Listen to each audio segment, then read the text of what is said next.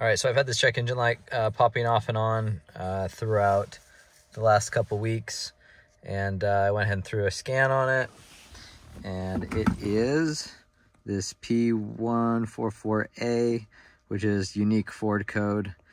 So my little scanner here it can't read it, but you look it up online and it's showing you it's for the evap system, and it's for the purge valve. And so this thing is the purge valve, super easy to replace in these vehicles. And really all this thing does is it's a valve that allows the vapors from the fuel tank to bleed into, or to burn inside of the cylinders. So probably the biggest symptom you might find on these if they get stuck open is after you fill up your tank and you go to start your car, it has a hard time starting, like it's starved for fuel. And but it will power through it. I've heard that it will sometimes have decreased fuel economy, but that's pretty much it. Then you'll have your check engine light on. So super easy to change out. So we will go do that right now. All you need is an 8mm. So with the hood open and looking under the hood, you will see the purge valve located right back here next to the throttle body. I've already undone these two 8mm screws, and then unplug this clip with the plug. And then there's these two little ears on the side.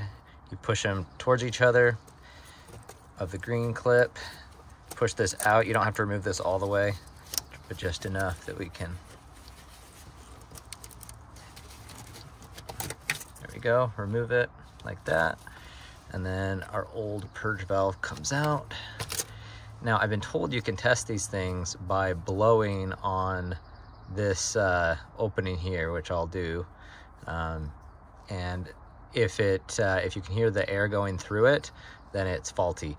But I think these can also close or fail in the closed position. So if not, that not necessarily the issue. But I've tried blowing on this one, which is probably a good idea, especially if you're using a cheaper aftermarket like this one I pulled off Amazon, just so you can be sure you're not installing a faulty part.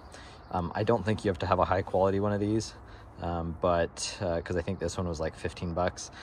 But I don't know, maybe longevity wise is more important.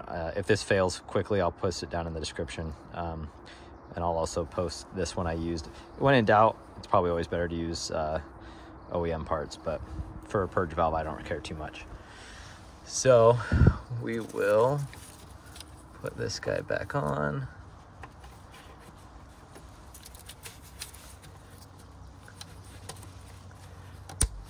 So we clip that back on. Get our screws in.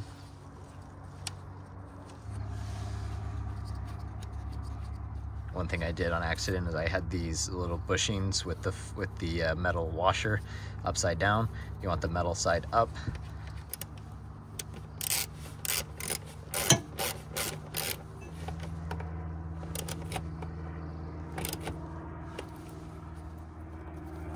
And we plug that plug back in.